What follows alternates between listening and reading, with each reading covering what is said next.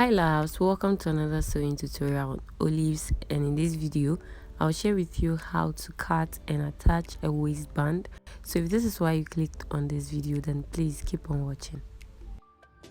So instead of a pattern paper, I'll use teeth and I'll fold this into two. I'll draw a straight line and mark the length of the band. I use the length of 1.5. Now in this video I'm going to show you two different ways I sometimes cut band. So you're going to mark quarter of your waist like this, join them together with a straight line, and then you mark half of that measurement you have on top and down. I'll extend this line straight, and from that line I'll mark half an inch upwards like this. Then I'll mark the length of the band, which is 1.5, or you can as well just mark half an inch from the lower part. I'll connect each of these points to the center mark.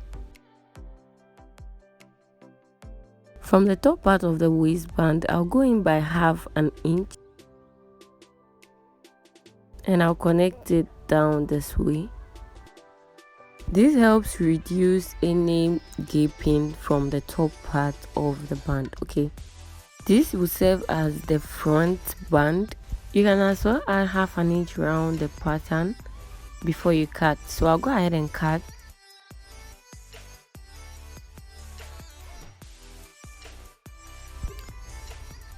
This pattern will be on fold and it's also the center front. Now we are going to use this to cut the center back. So for the center back there is a space, an allowance for the back. Okay, so that has to reflect on the pattern. So I left 1 inch here and I'll trace out the front pattern. The allowance for the center back will depend on the allowance on the trouser. The center back will not be on fold, so I'll just name it center back.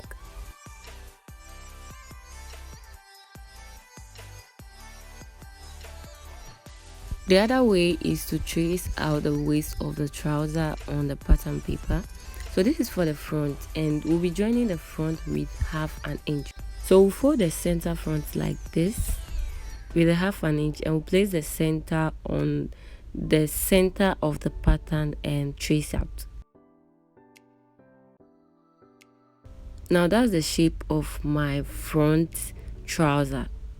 Okay, so now we are going to measure the 1.5 waistband we used, following the waistline.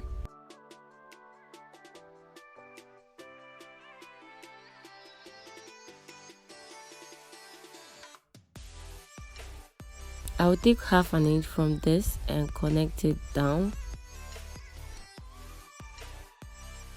We'll also trace the back waistline. Then from there we'll mark the 1.5 inch band.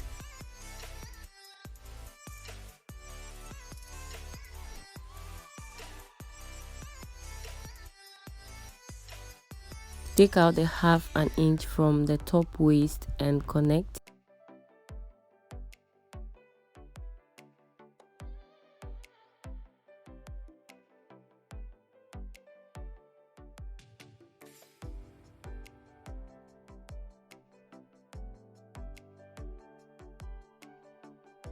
I'll slash the back into two.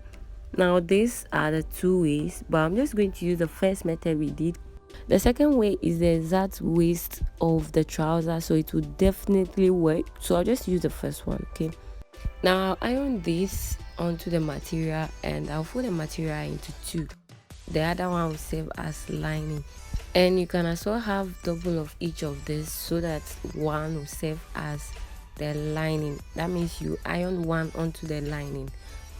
This is for the front, and I'll add half an inch round. For the top part of the band I'll leave quarter of an inch because we don't need much allowance for the top. Okay,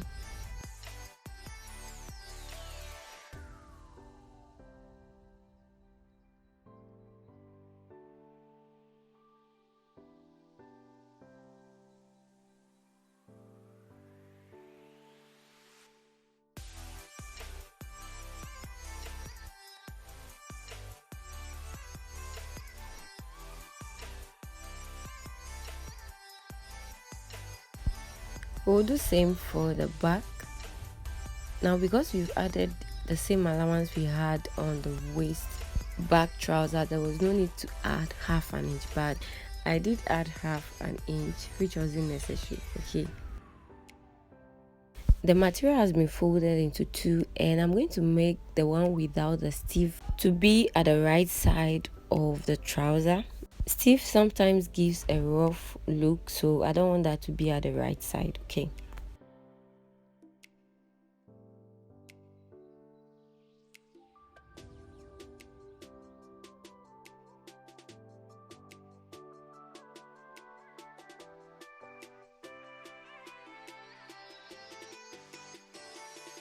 we are going to stitch the top part of the band for both the front and the back, and afterwards we are going to understitch on the one that serves as lining. Okay,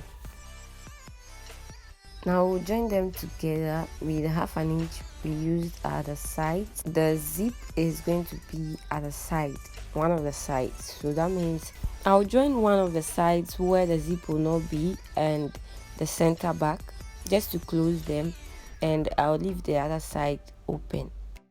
This is the open part of the trouser. This means if you want the zip to be at the center back, you leave the center back open.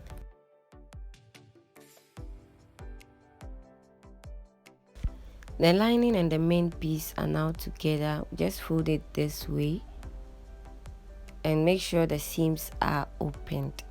So we are going to pin the band to the waistline of the trouser, and we'll make sure all the parts align, the center front, the side, and the center back. And we are pinning from the right side. Okay,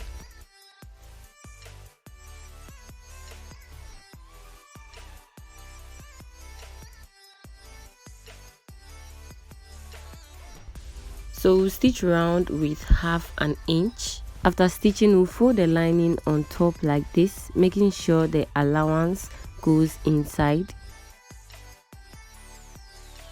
So I'm pinning on the right side because we are going to stitch on the right side even though we are folding in the allowance at the wrong side.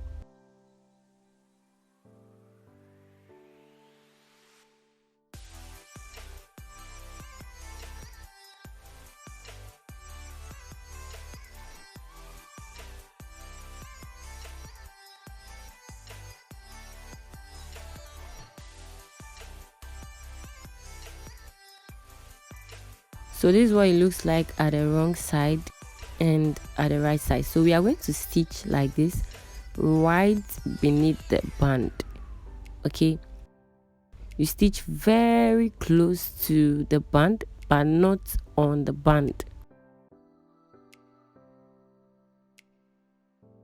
We've come to the end of today's video, and if you've learned something, give it a thumbs up, subscribe to the channel, turn on your post notification bell. Don't forget to subscribe, and I'll definitely see you in my next one. Bye.